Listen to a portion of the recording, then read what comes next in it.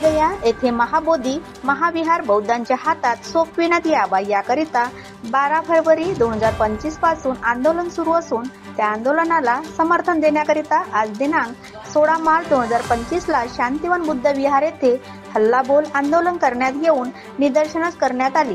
बोधगया महाबोधी महाविहार बुद्धांच्या ताब्यात सोपविण्यात यावा, 1949 कायदा रद्द करण्यात यावा या प्रमुख मागणीकरिता पवनी तालुक्यातील शांतिवन बुद्ध विहार चिचाळ येथे भव्य निदर्शन करण्यात आले।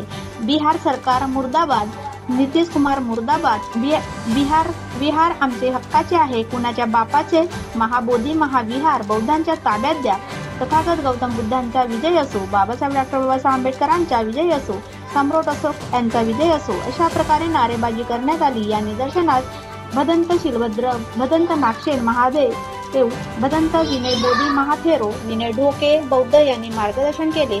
त्यानंतर भिक्खू संघ व शांतिवन बुद्ध विहाराचे संचालक जीवन बोधी बौद्ध सामाजिक कार्यकर्ते संजीव भांबोरे बौद्ध यांच्या नेतृत्वात भारताचे प्रधानमंत्री नरेंद्र मोदी, महामहिम राष्ट्रपती भारत सरकार व बिहारचे मुख्यमंत्री यांना निवेदन पाठवण्यात आले।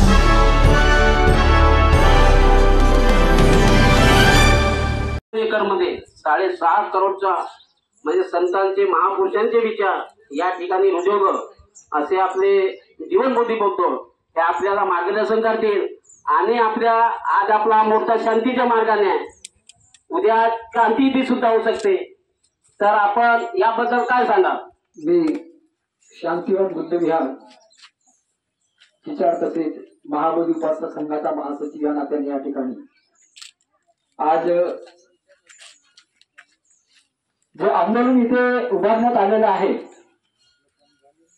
अनागारी धम्मपाल यांच्या कारकिर्दीमध्ये 1891 पासून महाबोधी मुक्ती विहाराचा हा लढा नियोजितपणे सुरू होता, परंतु कालांतराने हा जो लढा आहे त्यावेळी स्थगित झाला। परंतु त्यांच्यानंतर बोधिसत्व डॉक्टर बाबासाहेब आंबेडकर ज्यावेळेस होते त्यांनी 1935 ला महाबोधी सोसायटी कलकत्ता इथून त्यांनी संपूर्णपणे रिसर्च केलं, अनागारिक धम्मपालांनी कोणत्या माध्यमातून हा लढा दिला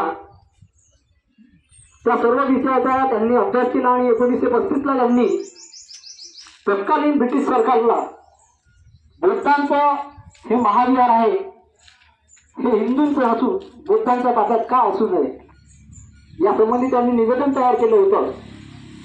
आणि त्याच दरम्यान डॉक्टर बाबासाहेब आंबेडकरांनी हिंदू कोडबिल कायदाही लिहिला होता आणि त्याचा विरोध म्हणून बहुसंख्य महिलांनी त्यांचा विरोध केला आणि काँग्रेस सरकारमध्ये असताना त्यांना कानून मंत्री या पदाचा राजीनामा सुद्धा देण्यात यावा लागला आणि यामुळे त्यांचं थोडं दुर्लक्ष झालं आणि तत्कालीन 1947 दरम्यान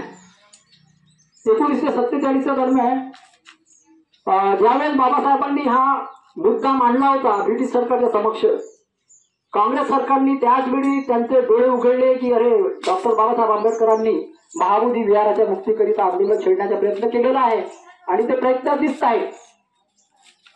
हे जेव्हा त्यांच्या लक्षात आलं तर त्यांनी तत्कालीन ब्रिटिश सरकारच्या विरुद्ध असहकार आंदोलन जास्त जोरामध्ये केलं। म्हणजे बाहेरून विदेशातून जे ब्रिटिश सरकारचं जे कपडे वगैरे यायचे, त्यांच्याकडनं जे साहित्य यायचं त्या साहित्याची जाळपोळ त्यांनी करणं सुरू केलं आणि त्यांच्या येणाऱ्या सामानावर साहित्यावर बहिष्कार करून असहकार आंदोलन चालू केलं। तर यामुळे त्यांना म्हणजे तत्कालीन ब्रिटिश सरकारला बाबासाहेबांनी दिलेल्या निवेदनावर लक्ष द्यायचं ते विसरून गेलं असं म्हणा किंवा त्यांच्याकडे त्यांचं दुर्लक्ष झालं आणि ह्याच संधीचा फायदा घेऊन ज्यावेळी ब्रिटिश सरकारने त्यांना म्हटलं की आम्ही तुम्हाला स्वतंत्र राष्ट्र देऊ, परंतु त्याकरिता तुम्हाला संविधानाची अंमलबजावणी करावी लागेल, मग संविधान तयार करणार तो हा 1949 ब्रिटिश ऍक्ट कसा लागू झाला या संबंधी मी थोडक्यात वक्तव्य करतो आहे। मग 5 मिनिटांमध्ये मी वक्तव्य 1949 आज आहे कसा लागू झाला हे फक्त सांगण्याचा मी प्रयत्न करतोय, बाकी सर्व इश्यू तुम्हाला माहिती आहे। तर बाबासाहेबांना संविधान लिहिण्याच्या कामी गुंतवण्यात आलं आणि याचा फायदा पंडित जवाहरलाल नेहरू ज्यांनी डिस्कवरी ऑफ इंडिया ह्या नावाची पुस्तक लिहिली आणि त्यांनी त्या अंतर्गत त्याच्या अगोदरच भारतात आलेले सर कनिंगम अलेक्झांडर यांनी 84,000 बौद्ध धर्म स्तूप आणि चैत्यांच्या संदर्भामध्ये त्यांनी संपूर्ण अभ्यास केला होता. त्यावर रिसर्च करून त्यांच्या निदर्शनास आलं पंडित जवाहरलाल नेहरूंच्या की भारतामध्ये जिथे कुठून अगर जर विदेशी फंड मिळत असेल तर तो फक्त भारतातील बौद्ध विहारांमध्ये. तर त्यांनी कोणकोणते बौद्ध विहार काबीज केले? पहिलं बुद्ध विहार त्यांनी काबीज केलं उज्जैनीतील सोमनाथ मंदिर. की आपण 1949चा जो कायदा आहे त्या कायद्याबद्दल नेमकं काय आहे, आपण काय सांगा त्याबद्दल? पर्यंत 91-92ला त्या आंदोलनाचे आम्ही सैनिक आहोत. 12 टप्पे झाले आणि हा आंदोलन भंतेजीने सुरू केलं नाही तर श्रीलंकेचे जे धम्मपाल नागरिक आले त्यांनी सुरू केलं. आजपर्यंत हे आंदोलन सुरू आहे. बिहार सरकारने जो 1949चा जो कायदा बनवला त्याच्यात 4 हिंदू आणि 4 बुद्धिस्ट आणि जिल्ह्याचा कलेक्टर हा हिंदूच पाहिजे, म्हणजे 5 मते हिंदूचे. हिंदू पाहिजे म्हणजे तो ब्राह्मणच पाहिजे. तर ब्राह्मणांचे म्हणजे पंडितांचे 5 मते. ती संपत्ती जसं चर्च आहे तिथे फादरीच त्याचा मुख्य असतो, जसा गुरुद्वारा आहे त्याचं ते ट्रस्टीज असतात आणि व्यवस्थापक असतात. तर बुद्धाचे जे विहार आहे त्याच्यात ब्राह्मण पंडिताचं काय काम आहे, कारण ते बुद्धिस्ट नाही.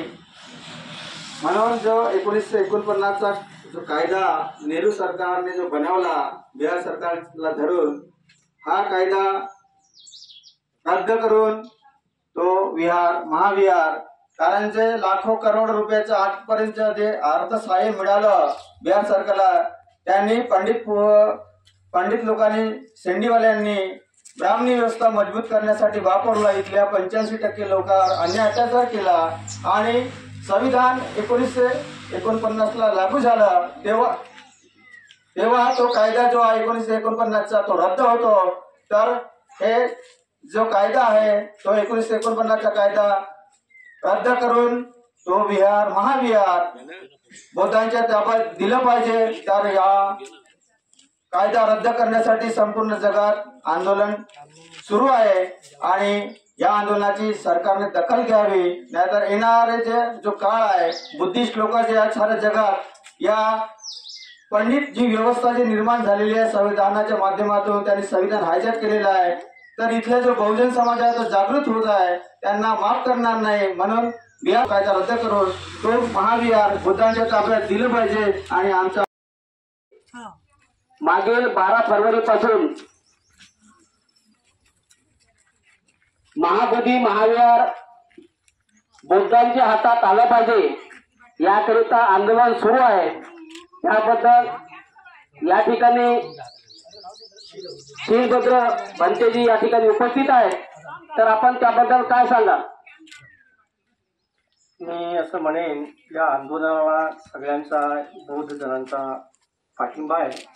तर हे आंदोलन आताच नाही तर अनागारी धम्मपाल आहेत त्यांच्या काळापासून हे सुरू झालेलं आहे. मी फार लहान असताना डॉक्टर भदंतारण कौसल्यान यांच्याबरोबर लुंबिनीला एका सेमिनारला गेलो होतो. त्यामध्ये सुद्धा त्यांनी हा प्रश्न मिटवला होती. परंतु आज जी चर्चा होत आहे जे ब्राह्मण पंडित लोक तिथे आवडीतून मुक्त होणं फार गरजेचं आहे. त्या त्या धर्माच्या मंदिरामध्ये मस्जिदीमध्ये किंवा चर्चमध्ये येतात. म्हणून हे बुद्धविहार सुद्धा दुसऱ्यांच्या ताब्यात न त्या ताब्यात व्हावं अशी जीचा पाठिंबा महादेव तर उपस्थित आहेत. तर बिहारमध्ये भंते भिक्खूवर जो अन्याय अत्याचार होत आहे त्याबद्दल आपण काय सांगाल? जे आंदोलन बुद्धगया महाबोधी महाविहार 1891 पासून धम्मपालने चालू केलेला आहे. तेव्हापासून या देशामध्ये अनेक आंदोलने झाली आणि भदंत आर्य नागार्जुन सुरेश ससाई 91-92 पासून त्यांनी हे बुद्धगया मुक्ती आंदोलन चालू केलं. त्याच्यामध्ये आम्ही आंदोलनकर्ते होतो. मी 97-98 मध्ये जंतर मंतरावरती साखळी उपोषण होतं. त्यावेळेस 1 महिना मी त्या ठिकाणी राहिलो. अनेक लोक बिहार सरकार, लालू प्रसाद यादव वगैरे त्या ठिकाणी आले होते. त्यांनी आश्वासन दिलं परंतु काही केलं नाही. आणि भारतीय संविधान जे लागू झालं 26 जानेवारी 1950 आणि तेव्हा त्यापूर्वीचे जे कायदे होते ते कायदे पूर्ण रद्द करण्यात आले, निरस्त करण्यात आले. परंतु हा एकच कायदा 1949चा PTMC ऍक्ट जो आहे, बुद्धगया टेम्पल मॅनेजमेंट कमिटी, हा ऍक्ट रद्द व्हायला पाहिजे संविधानानुसार, पण तो आजही चालू आहे. आणि त्या ठिकाणी अनेक धर्माचे धर्मस्थळ असतात, त्या ठिकाणी त्यांचे ट्रस्टी असतात.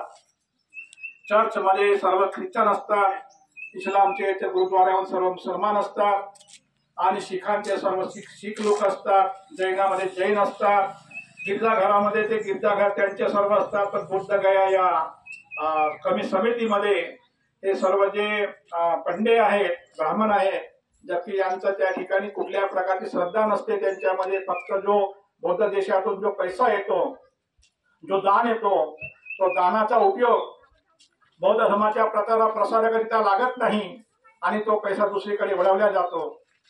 आणि म्हणून हा जो BT ऍक्ट आहे 1949 ऍक्ट रद्द झाला पाहिजे. आज या शांतिवन बुद्ध विहारामध्ये आज आपला शांती हा मार्च आहे, याला मी जाहीर समर्थन करतो, पाठिंबा देतो. साधू साधू.